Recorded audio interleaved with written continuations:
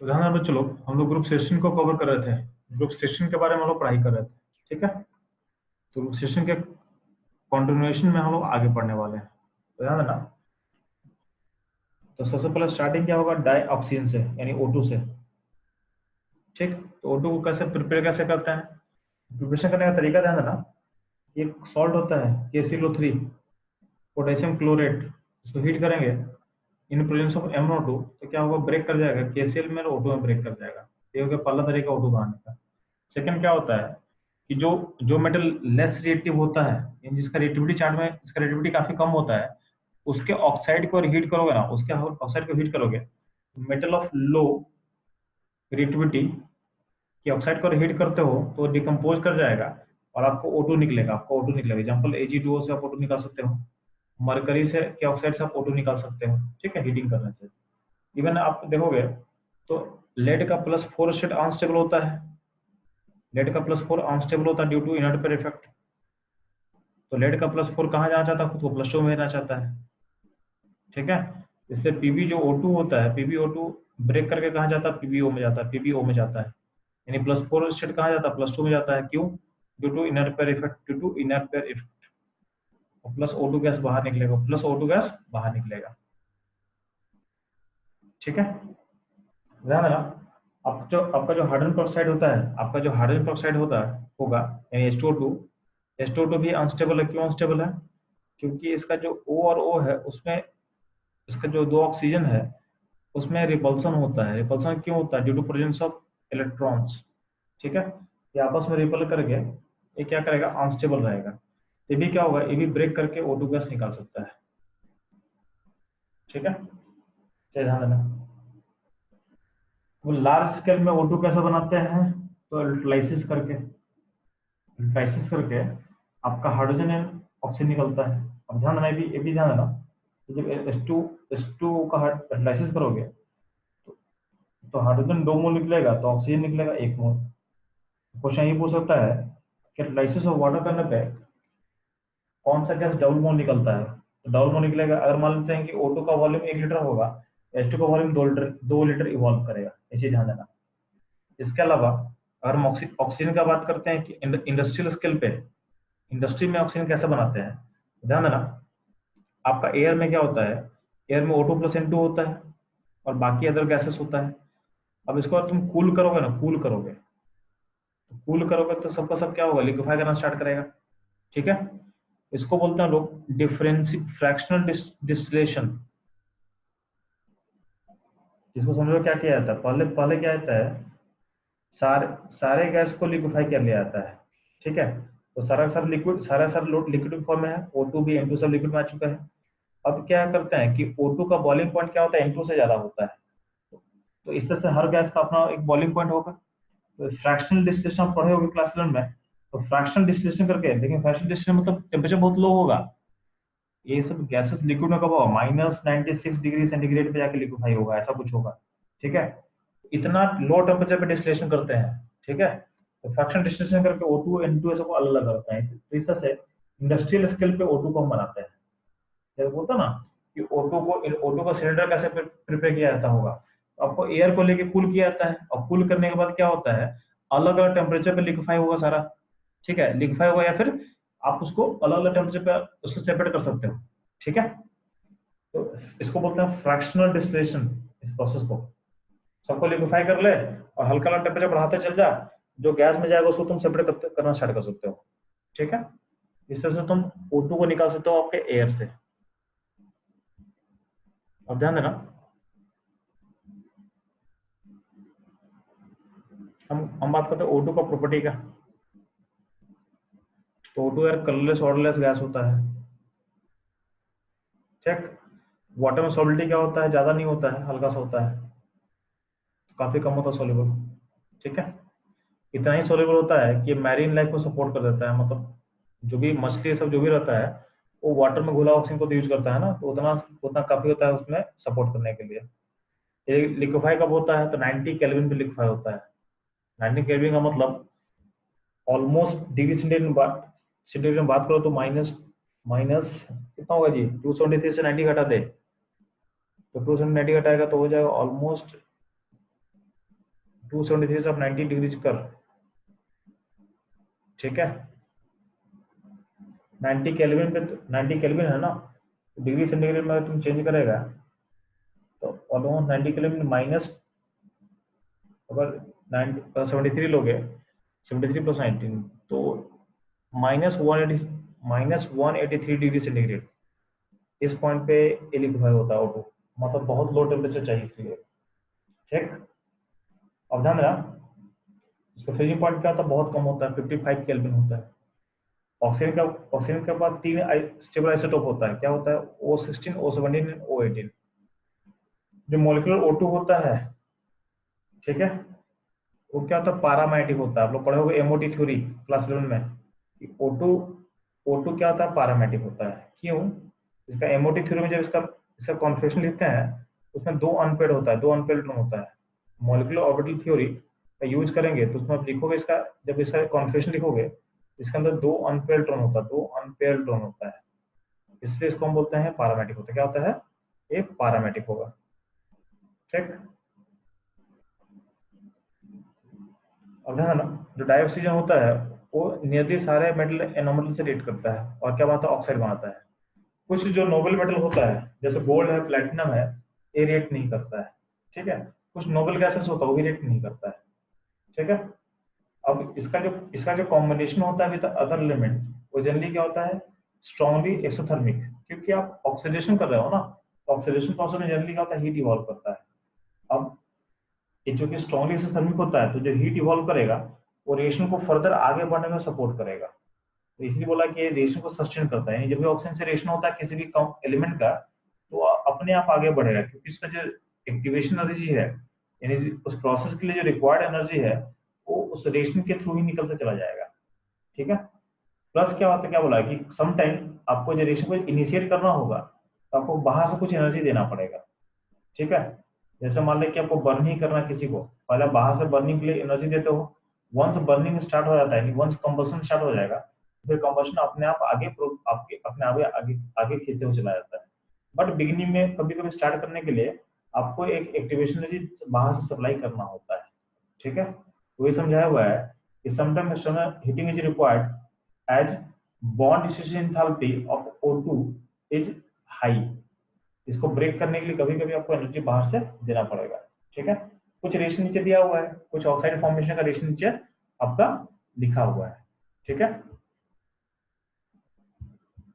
तो ध्यान देंगे,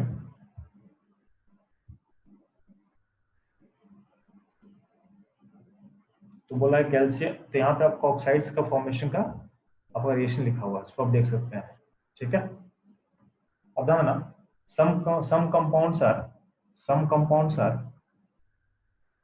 कैटालिटिकली ऑक्सीडाइज, यानी कैटलिस्ट का यूज करके ऑक्सीडाइज करते हैं। फॉर एग्जांपल SO2 का +4 स्टेट स्टेबल होता है, उसमें फर्दर ऑक्सीजन जोड़ने के लिए हम कैटलिस्ट का यूज करेंगे, क्या यूज करेंगे, V2O5 का। तो V2O5 कैटलिस्ट का प्रेजेंस में SO2 SO3 में चला जाता है। और हम बात करते हैं HCl का, HCl और O2, HCl O2 में क्या होता है कि Cl2 गैस, Cl2 यानी HCl से Cl2 निकालते हैं, इसमें कैटलिस्ट होता है क्यूप्रिक क्लोराइड, इसको हम बोलते हैं क्या, डेक्कन प्रोसेस, कल ही हम पढ़े थे। तो डेक्कन प्रोसेस का इसको हम पढ़े थे डेक्कन प्रोसेस में, हैलोजन फैमिली में, तो वहाँ यहाँ भी दिया हुआ है। और ये कैटलिस्ट में बोला था इंपॉर्टेंट उसके लिए, तो डेक्कन प्रोसेस कैटलिस्ट क्या होता है, क्यूप्रिक क्लोराइड, ये आपके लिए इंपॉर्टेंट टर्म था, ठीक है। अब ध्यान देना, O2 का यूजेस क्या है, तो यूजेस देख लेते हैं हम लोग थोड़ा सा। O2 का यूजेस क्या बताओगे, चलो। In addition to its importance in normal respiration process in combustion, O2 is used in oxo-acetylene welding। आप लोग बहुत सारा वेल्डिंग मशीन देखे होंगे, तो वेल्डिंग मशीन में O2 का यूज किया जाता है यार, ठीक है। इन और कहीं यूज करते हैं, तो बहुत सारे मेटल्स के बनाने में यूज करते हैं, जैसे स्टील जब पढ़ेंगे ना, स्टील बनाने का प्रोसेस, तो उसमें भी देखना O2 का यूज किया जाता है, ठीक है। इवन क्या होता है, ऑक्सीजन का जो सिलेंडर यूज होता है कहाँ होता है, हॉस्पिटल में यूज होता है। प्लस बहुत ऊंचा, इवन आप एयर ट्रेवल करो तो वहाँ भी क्या होता है, O2 कहीं ना कहीं आपके पास मौजूद होता है in case of emergency. Mountain अगर बहुत ऊपर चढ़ रहा तो भी आप सिलेंडर लेके चढ़ते हो, ठीक है। कंबशन ऑफ फ्यूल्स, तो कभी कभी फ्यूल का बर्निंग में भी क्या होता है, जैसे हाइड्रोजन के लिए आप लिक्विड ऑक्सीजन का यूज करते हो, कहाँ पे, रॉकेट्स में, ठीक है। तो तो रॉकेट्स में क्या होता है, शुरू में बहुत ज्यादा थ्रस्ट रिक्वायर्ड होता है, ग्रेविटी से जब बाहर निकलता है तो उसमें ग्रेविटी के अट्रैक्शन फोर्स को ब्रेक करने के लिए काफी हाई थ्रस्ट रिक्वायर्ड होता है, जहाँ पे हम लिक्विड ऑक्सीजन का यूज करते हैं ताकि आपका रिएक्शन बहुत फास्ट हो और थ्रस्ट का रिक्वायरमेंट को कंप्लीट कर पाए। ठीक, अब यहाँ दिया हुआ है, इंटरेस्ट क्वेश्चन दिया हुआ, उसको ध्यान देना। क्या बोला हुआ है, which of the following does not react with oxygen directly, कौन सा ऑक्सीजन डायरेक्टली रिएक्ट नहीं करेगा, यार पीटी नहीं करेगा, प्लेटिनम नहीं करेगा। ठीक है, बाकी सब रेट कर जाएगा, पीटी जो नोबल मेटल है वो रेट नहीं करता है। बाकी रिएक्शन तो पूरा कर सकता है एल्युमिनियम के साथ O2 का, आसान था। बाकी C2H4 में क्या होगा, CO2 बनेगा, H2 बनेगा, और रिएक्शन को बैलेंस कर ले, रिएक्शन को बैलेंस कर ले। ठीक,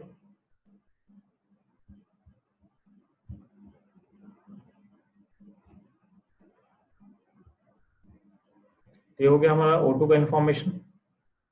नेक्स्ट मूव करता हूँ सिंपल ऑक्साइड्स पे। सिंपल ऑक्साइड पे तो ध्यान देना, जो बात करें सिंपल ऑक्साइड्स का, तो क्या बोला गया है कि binary compounds of oxygen with another element is known as oxides. ठीक है, ऑक्सीजन जो होता है मोस्ट एलिमेंट से क्या होगा, रिएक्ट करेगा और फॉर्म करेगा oxides. In many case one element form two और more oxides, the oxide very widely in their nature and property. ठीक है, फॉर एग्जांपल ध्यान देना, तो अगर मेटल का ऑक्साइड होता है तो कुछ ऑक्साइड सिंपल होता है जैसे MgO2, कुछ ऑक्साइड होता है मिक्स होता है, जैसे मान लो Pb3O4 है, तो Pb3O4 बेसिकली एक ऑक्साइड नहीं है, इसमें ऑक्साइड का मिक्सचर है। इसमें क्या होता है, PbO होता है और PbO2 होता है, और क्या होता है, PbO2 होता है। तो दो होता है PbO और एक होता है PbO2, इसको कंबाइन करके बोलते हैं आप लोग Pb3O4। और हम बोलेंगे Fe2O3, तो Fe2O3 भी Fe3O4, ये भी क्या होता है, ये मिक्सचर है, यानी मिक्स ऑक्साइड है, FeO प्लस Fe2O3, इन दोनों ऑक्साइड को मिला दोगे तो बनता है Fe3O4। ठीक है, तो कुछ ऑक्साइड होता है सिंपल, कुछ होता है क्या होता है, मिक्स ऑक्साइड होता है। जो सिंपल ऑक्साइड्स होता है उसको भी क्लासिफाई कर सकते हैं एसिडिक, बेसिक, न्यूट्रल के फॉर्म में, acidic, basic, neutral and amphoteric. ठीक, तो एसिडिक बेसिक न्यूट्रल और एम्फोटेरिक के फॉर्म में इसको हम एक्सप्लेन कर सकते हैं, इसको डिवाइड कर सकते हैं। अब ध्यान देना, जब भी ऑक्साइड अगर पानी में डालते हैं और ऑक्साइड को डालोगे पानी में, ठीक है, और एसिड फॉर्म करेगा, उस ऑक्साइड को हम बोलते हैं acidic oxide. For example SO2, Cl2O7, CO2, N2O5, इन सब ऑक्साइड को डालो पानी में तो कहीं नहीं क्या हुआ, एसिड बनेगा। फॉर एग्जांपल SO2 को डालते हैं पानी में तो बनता है H2SO3, यानी बना सल्फ्यूरिक एसिड। इसका मतलब SO2 क्या होता है, एसिडिक ऑक्साइड होता है। ठीक है, अगर हम जनरल रूल का बात करते हैं तो क्या बोला गया है कि जितना भी नॉन मेटल ऑक्साइड्स होता है वो सब एसिडिक नेचर का होता है। All non metal oxides are acidic in nature. ठीक है, ये ध्यान देना।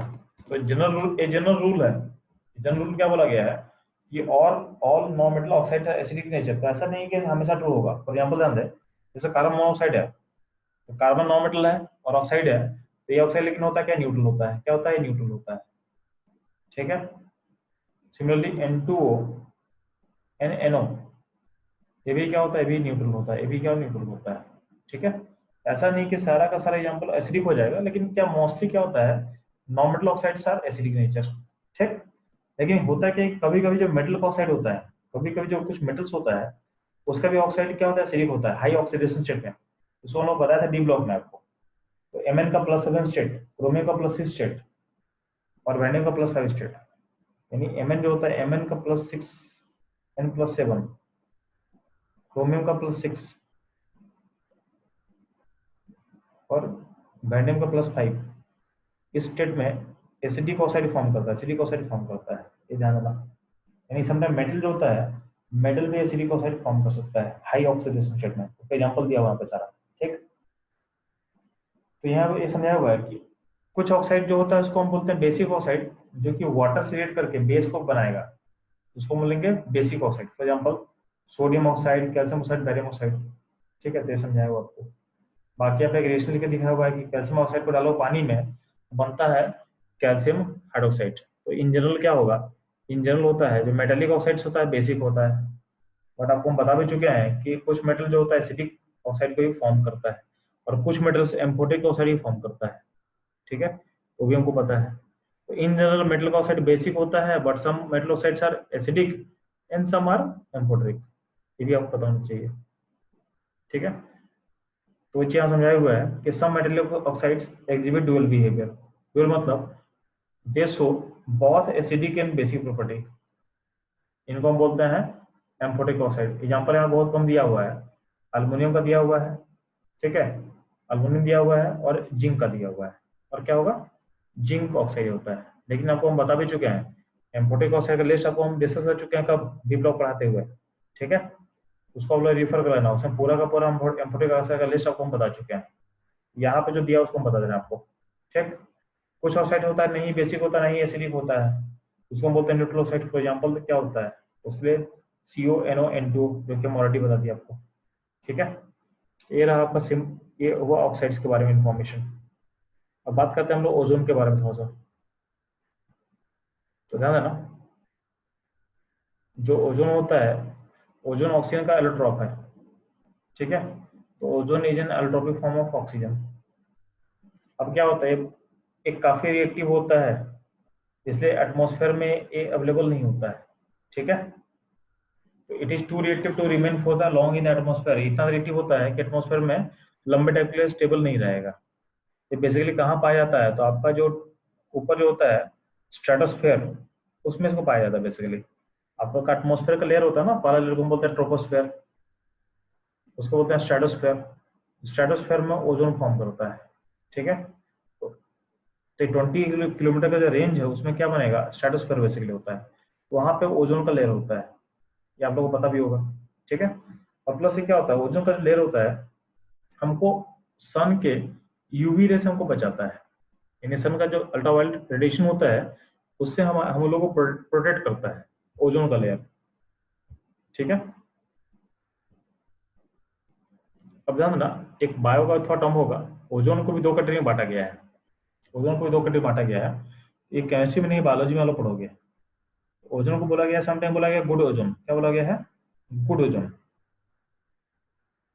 Good ozone. और कुछ ओजोन को बोला गया बैड ओजोन। ये गुड बैड का अगर बात क्या होता है भाई, तो ध्यान देना कि जो ओजोन ट्रोपोस्फेयर में होगा, ट्रोपोस्फेयर में प्रेजेंट होगा, यानी हमारे जिसमें हम लोग रहते हैं, तो ट्रोपोस्फेयर में जो ओजोन प्रेजेंट होता है वो होता है बैड ओजोन। क्यों, क्योंकि अननेसेसरी ऑक्सीडेशन करेगा, अननेसेसरी ऑक्सीडेशन, हमको जरूरत नहीं होगी वही ऑक्सीडेशन कर देगा। तो अननेसेसरी आपका ऑक्सीडेशन में हेल्प करेगा, तो आप आपके लिए क्या हो, अनडिजायरेबल होगा।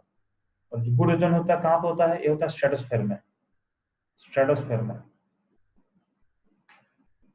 ये बेसिकली क्या करता है, हमको यूवी रे से बचाता है, हमको अल्ट्रावायलेट रे से बचाता है, तो हमारे लिए क्या यूजफुल है, ये होता है, इसको बोलते हैं गुड ओजोन। और जो हमारे एटमॉस्फेयर में प्रेजेंट होगा, जो ट्रोपोस्फेयर में प्रेजेंट होगा, उसको हम बोलते हैं बैड ओजोन, ठीक है। ये रहा आपका गुड ओजोन और बैड ओजोन का क्लासिफिकेशन। अब ध्यान ना, जो ओजोन होता है, ओजोन बनेगा कैसे, ओजोन बनना थोड़ा डिफिकल्ट होता है, ओजोन बनने के लिए आपको एनर्जी देना पड़ेगा। इसलिए ना ओजोन का जो फॉर्मेशन होता है उसका डेल्टा एच क्या है, डेल्टा एच पॉजिटिव है, यानी अपने आप बनेगा नहीं, आपको एनर्जी दोगे तब बनेगा। क्योंकि देखो ये ओजोन फॉर्मेशन का डेल्टा एस भी पॉजिटिव है और डेल्टा एस भी पॉजिटिव है, दोनों, सॉरी डेल्टा एस निगेटिव है। तो डेल्टा जी ऑफ फॉर्मेशन का बात करें तो डेल्टा जी कब बनेगा, डेल्टा जी क्या होता है, delta H minus T delta S. तो किसी प्रोसेस को होने के लिए डेल्टा जी नेगेटिव होना चाहिए, ये नेगेटिव कब होगा भाई, तो डेल्टा एच क्या है, डेल्टा एच आपका पॉजिटिव है और डेल्टा एस क्या है, डेल्टा एस नेगेटिव है। तो नेगेटिव नेगेटिव क्या होगा, पॉजिटिव हो जाएगा।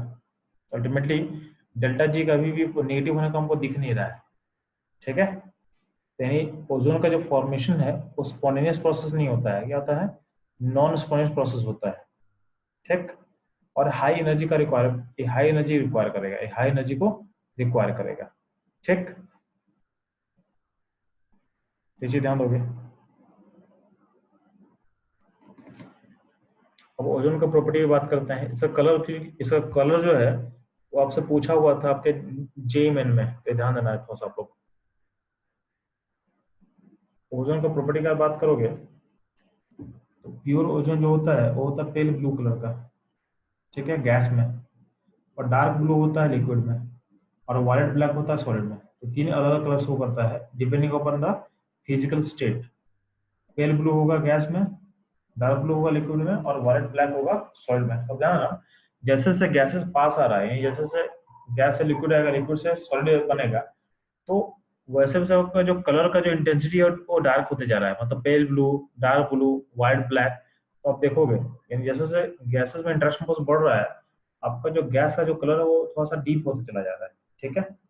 ओजोन का अपना एक स्मेल होता है। ठीक है। ऐसा स्मॉल कंसंट्रेशन हार्मलेस होता है। ठीक है। अगर कंसंट्रेशन बढ़ा दोगे 10 ppm से ऊपर, तो आपका आपके ब्रीथिंग में प्रॉब्लम हो जाएगा। ठीक है। हेडक, नोजिया ऐसा आपको फील होना स्टार्ट हो जाएगा। अब ओजोन जो है थर्मोडायनामिकली क्या अनस्टेबल है, जो हम बात कर चुके हैं। तो ओजोन जो है O2 के रिस्पेक्ट में स्टेबल नहीं है, ज्यादा स्टेबल क्या O2 होता है। ठीक है। इससे क्या होता है, ओजोन टूट के ऑक्सीजन ऑक्सीजन ऑक्सीजन फॉर्म करता है। ठीक है। और हीट निकलेगा, और डेल्टा हीट यानी ओजोन का जो डिकम्पोजिशन प्रोसेस है वो स्पॉन्टेनियस होता है। यानी O2 बनना स्पॉन्टेनियस इवेंट होता है। क्या होता है, स्पॉन्टेनियस होता है, क्योंकि इसमें क्या होता है, डेल्टा एच भी नेगेटिव है और डेल्टा एस भी पॉजिटिव है, तो दोनों फैक्टर सपोर्ट कर रहा है। ठीक है। और अल्टीमेटली दोनों का जो कॉम्बिनेशन होगा डेल्टा जी, वो बहुत ज्यादा नेगेटिव हो जाएगा, क्योंकि डेल्टा एच क्या है, नेगेटिव है प्रोसेस का। डेल्टा एस भी क्या है, चलो पॉजिटिव है। अब दोनों के कंबाइन करने से क्या बनता है, डेल्टा जी। तो डेल्टा जी का क्या होगा, delta H minus T delta S. तो delta H negative, delta S positive, combination क्या होगा। तो यहाँ देखोगे डेल्टा एच नेगेटिव है और डेल्टा एस पॉजिटिव है, तो बाहर में एक नेगेटिव मल्टीप्लाई किया होगा तो भी क्या बना देगा, नेगेटिव बना देगा। तो ओवरऑल डेल्टा जी क्या हो रहा है, नेगेटिव हो रहा है और काफी लार्ज होगा। यानी दोनों फट्टा कहने के री कर रहा है, वही लिखा हुआ है। क्योंकि दोनों फट्टा क्या होता है, री कर रहा है, हेंस डेल्टा जी क्या होगा, लार्ज नेगेटिव होगा। इससे क्या होता है, ओजोन बहुत इजीली डिकम्पोज करता है ऑक्सीजन का। ठीक है। इसलिए क्या होता है कि अगर ओजोन बहुत ज्यादा कॉन्सेंट्रेशन में तुम जमा कर लोगे तो एक एक्सप्लोसिव की तरह काम कर सकता है, बहुत ज्यादा स्ट्रॉन्ग एक्सप्लोसिव बन सकता है। ठीक है। अब ये ब्रेक करके कहीं ना कहीं नेशन ऑक्सीजन प्रोवाइड करता है। अब जो नेशन ऑक्सीजन प्रोवाइड कर रहा है, इसके कारण क्या होता है, ये पावरफुल ऑक्सीडाइजिंग एजेंट होता है। ठीक है। तो ये क्या करेगा, ओजोन जो होता है पीबीएस को पीबीएस4 में ऑक्सीडाइज कर सकता है, और आई माइनस से आई टू निकाल सकता है। क्या निकाल सकता है, आई टू निकाल सकता है। ठीक, ये ध्यान देना आपको।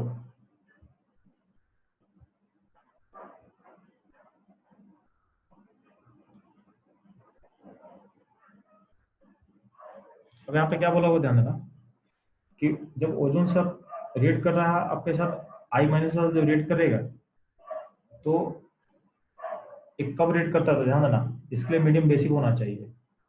तो इस सिस्टम का जो जो सिस्टम होता है उसको बफर किया जाता है विद बोरेट बफर, जैसा पीएच का 9.2। और यहाँ जो आयोडीन निकलता है उसको टाइट्रेट करते हैं अगेंस्ट सोडियम डाइसल्फाइड थाइसल्फाइड। ठीक है। मतलब Na2H2O3 के साथ हम टाइट्रेट करते हैं, यानी हम, और इस टाइट्रेशन के थ्रू हम हम ओजोन को एस्टिमेट करते हैं। यानी ओजोन कितना होगा उसको एस्टिमेट करने का तरीका क्या है, तो पहले ओजोन को रीड करवाया जाएगा आई माइनस के साथ। तो और ओजोन जो जितना भी है वो आई माइनस रीड करके क्या बनेगा, I2 गैस निकालेगा। अभी जो I2 गैस है उसको फर्दर हम ट्रीट करते हैं किससे, तो सोडियम Na2H2O3 से ट्रीट करते हैं। इसका टाइट्रेशन होगा तो यहाँ पे फिर से क्या बनेगा, फिर से आई माइनस बनेगा।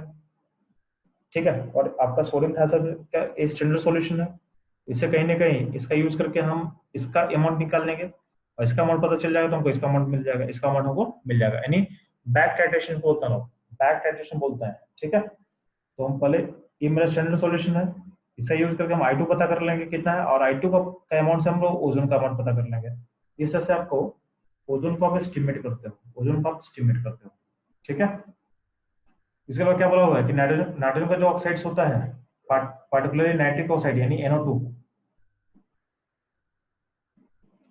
Combine very rapidly with ozone, यानी जो NO2 होता है ओजोन से काफी रैपिडली क्या होता है, कंबाइन करता है।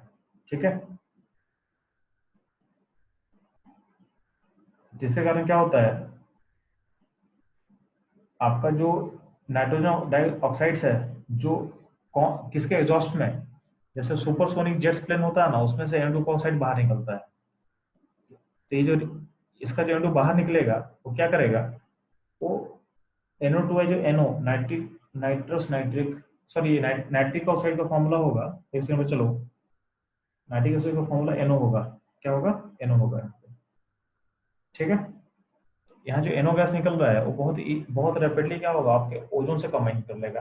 ठीक है, और कंबाइन करके उसको उसको क्या करेगा खुद, यहाँ तो है, यहाँ रिएक्शन दिया हुआ है, तो आपका जो जेट प्लेन का जो यूज होता है उस वो भी कहीं ना कहीं आपके ओजोन लेयर को डिस्टर्ब करने में कहीं ना कहीं आपका हेल्प कर रहा है, यानी वो भी क्या है, ओजोन लेयर के लिए थ्रेट है।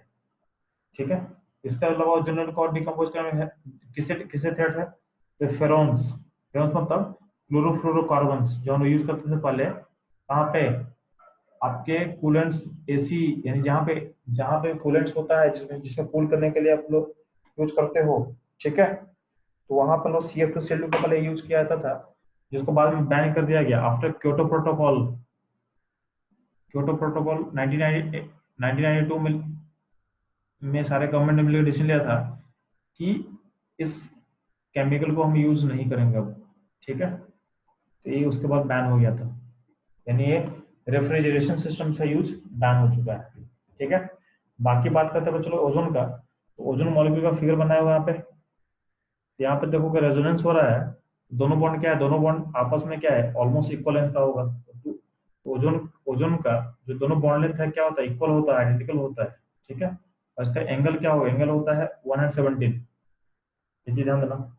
इसका यूज कहाँ कहाँ होता है, तो ओजोन को आप जर्मी साइट्स में यूज कर सकते हो, ओजोन एज ए डिसइंफेक्टेंट का यूज किया जा सकता है, ओजोन को आप वाटर को स्लाइड करने के लिए यूज कर सकते हो। ठीक है, ऑल्सो क्या कर रहा है, ब्लीच करता है, ब्लीचिंग में हेल्प करता है। अब ओजोन का जो ब्लीचिंग होता है क्यों होगा, तो ओजोन नेशन ऑक्सीजन प्रोवाइड करता है जो ब्लीचिंग में हेल्प करेगा। तो नेशन ऑक्सीजन क्या करेगा, ऑक्सीडेशन करेगा। तो ओजोन का जो ब्लीचिंग होता है क्या होता है, परमानेंट होगा। क्या होगा, परमानेंट होगा, क्योंकि इसका भी बेसिस क्या है, ऑक्सीडेशन है। जब भी बेसिस ऑक्सीडेशन होता है ब्लीचिंग का, तो आपका जो इफेक्ट होता है क्या होता है, परमानेंट होता है। क्या होता है, परमानेंट इफेक्ट होता है। ठीक,